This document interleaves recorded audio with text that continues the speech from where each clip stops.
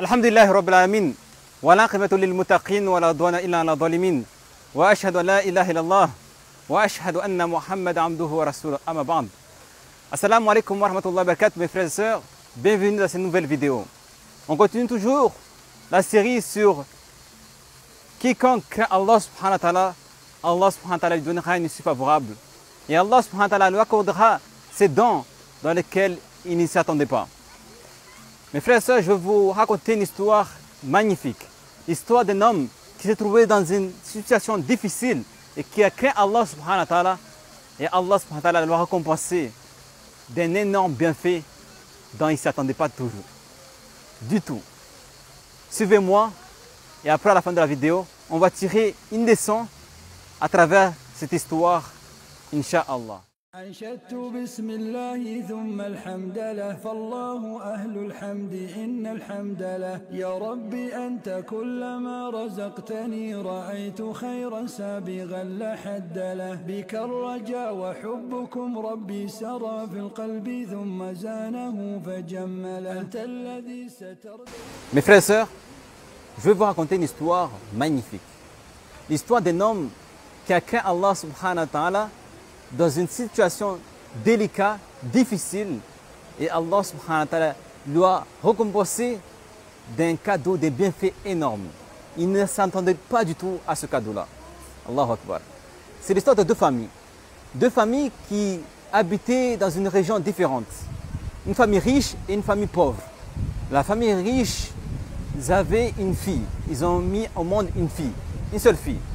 Et la famille pauvre, ils ont mis au monde un garçon, un seul garçon. Tous deux ils étaient attachés à la religion, au din. Tous deux ils ont éduqué leur enfant par rapport aux ordres d'Allah subhanahu wa ta'ala. Le garçon, la famille pauvre, leur garçon est devenu grand, est devenu un homme.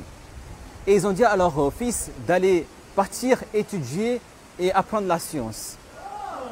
Ils partent pour apprendre la science et au cours de son voyage, il avait sa subsistance, un peu de provisions, de la nourriture et des boissons. Pendant ce voyage, plus il avançait, plus les jours passent, sa nourriture diminuait, sa boisson diminuait. Le temps passe, les jours passent, la fatigue se ressent. Et plus l'eau diminue, jusqu'à qu'il n'a plus d'eau à boire, jusqu'à qu'il n'a plus de nourriture à manger.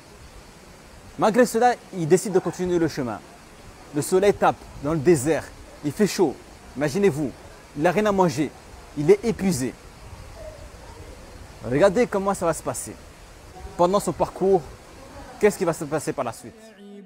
وجدت لي من العطاء أجزله وهبت لي ذكرا جميلا وافيا في الناس لا أشك قيد أنمله وقيتني بالفضل كل حاسد ومفتر في كل ما تقوله قد كادني فصار ما يكيده بضد ما. Alors, en plein milieu du désert, il trouve une sorte d'oasis où il y avait à côté une maison. Et là, il ramasse un fruit qui était par terre à côté d'un arbre. Content, il a faim, il a soif, sans réfléchir, il prend la pomme et il commence à le manger.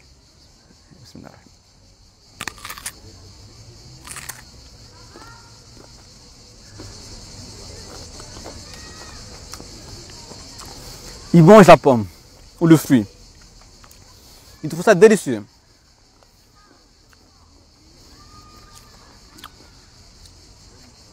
Jusqu'à, il regarde le fruit comme ça, il se dit, mais ce fruit, s'il est à côté d'une maison, il se peut que ce fruit, ça appartient à quelqu'un, au propriétaire de la maison. Donc en ce moment-là, il se peut que ce fruit-là appartient à quelqu'un. Donc il faut absolument que je voie le propriétaire de ce fruit. Comme ça, je lui dis que j'ai mangé ce fruit et qu'il me pardonne. Et en même temps, je lui demande l'autorisation de terminer le fruit. Là, il n'avait pas encore terminé le fruit. Il a mangé juste la moitié. Alors, il rentre dans la maison, dans le champ où il y a, à côté de la maison. Et il demande à un homme qui est en train de balayer. Il demande c'est qui est le propriétaire de ce fruit. L'homme qui balaye, il dit que c'est à mon patron. Il explique la situation, que voilà, que j'ai mangé, j'ai besoin de le voir parce que j'ai mangé son fruit et il faut que je demande pardon. Et en même temps, je demande l'autorisation de terminer le fruit. L'homme va chercher son patron, le patron il arrive et il explique, il dit voilà, je suis un jeune homme qui part pour chercher la science, le ilm, et j'ai mangé tous les fruits que j'avais, toutes les provisions que j'avais, ainsi l'eau que j'avais.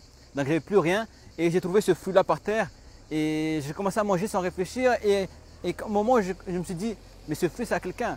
Donc on m'a dit que c'est à toi, donc je voulais te demander pardon, si tu me pardonnes d'avoir mangé ce fruit parce que j'ai mangé quelque chose qui n'est pas le mien et comme c'est le tien, c'est comme si c'est du vol. Alors si je pars avec ce péché-là, Allah subhanahu wa ta'ala, il ne va pas me faire assimiler, faire comprendre le ilm que je veux apprendre au cours de mon voyage.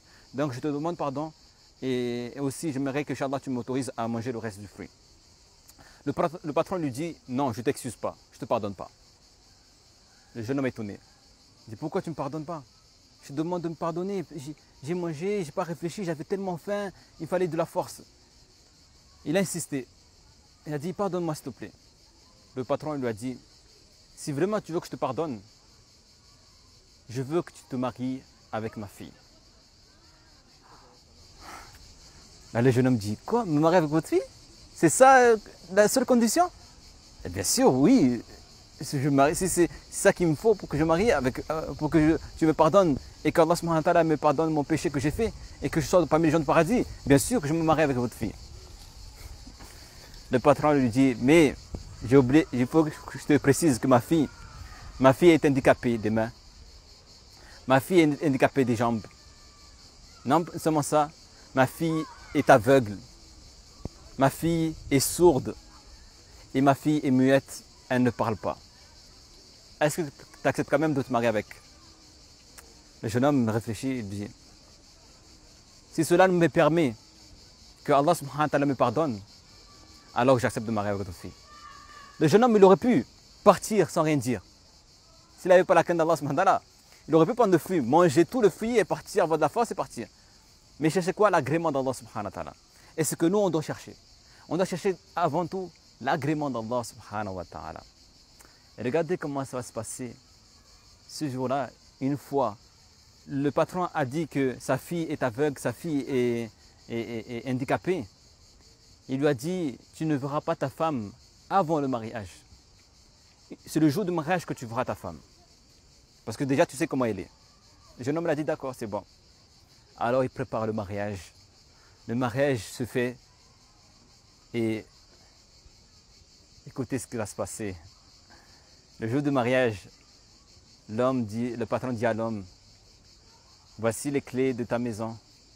Voici ta maison là-bas. Ouvre la porte avec ces clés. Tu retrouveras ta femme dedans. Écoutons le récit, la suite du récit. Qu'est-ce qui va se passer par la suite? La fin est magnifique. Mes frères et sœurs, préparez-vous. فارتد له قد رام طعم الشهد في مكيده فخانه وذاق طعم الحنظلة يعمى عن العيوب. Donc l'homme en question, il s'apprête à aller dans la maison où il y a sa femme. Il prend sa clé, ouvre la porte. Il trouve devant lui une belle femme magnifique qui court vers lui tout en étant joyeuse. Elle dit, oh mon mari! Il veut prendre son mari dans ses bras.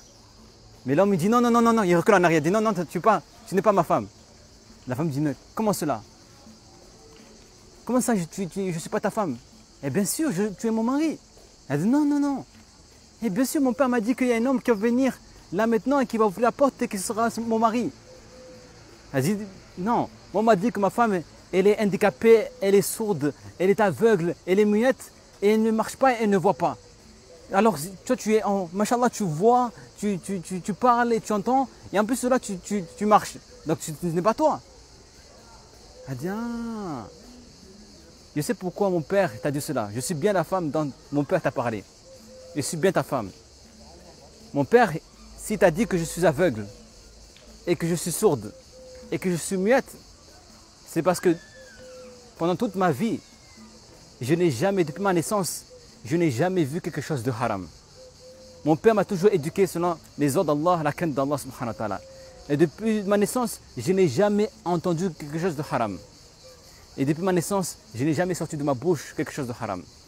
Et depuis ma naissance, je n'ai jamais marché et pris quelque chose de haram. Et c'est pour ça que mon père t'a dit que je suis aveugle, je suis muette et je suis malentendante. Donc, c'est pour ça que mon père t'a dit cela. L'homme, il était stupéfait. L'homme vient d'avoir une grande récompense. Une femme pieuse, une femme qui craint Allah et aussi belle. Allah subhanahu wa ta'ala, il lui a donné une maison, il a donné une famille pieuse, il a donné une femme pieuse. Pourquoi? Parce qu'il a craint Allah subhanahu wa ta'ala. Mes frères et sœurs, durant notre vie, on sera dans des situations difficiles et éprouvantes. Mais Allah subhanahu wa ta'ala va voir comment on va le craindre. Et si on le craint, Allah subhanahu wa ta'ala, il va nous donner une substance dont si on ne s'attend pas. Beaucoup d'entre nous, malheureusement, lorsque on est dans ce dunya par rapport au travail, par rapport au mariage, on a tendance à négliger, à désobéir à Allah subhanahu wa ta'ala. Mais si on désobéit à Allah, Allah subhanahu wa ta'ala va nous éprouver encore plus. Mais si tu as la crainte d'Allah, Allah subhanahu wa ta'ala va nous donner des dons, des grâces, des bienfaits dont il ne s'attendait pas. Car celui qui cherche toujours les ordres d'Allah avant tout, qui cherche la satisfaction d'Allah subhanahu wa ta'ala, Allah subhanahu wa ta'ala, il va le récompenser et Allah subhanahu wa ta'ala, il va donner ses dons dont il ne s'attend pas, Inch'Allah. Donc mes frères et sœurs, ça c'était la leçon à prendre aujourd'hui dans cette histoire, en espérant que, Inch'Allah, à travers cette histoire, on va prendre exemple envers cet homme qui a craint Allah subhanahu wa ta'ala par rapport à juste un fruit qu'il a craint.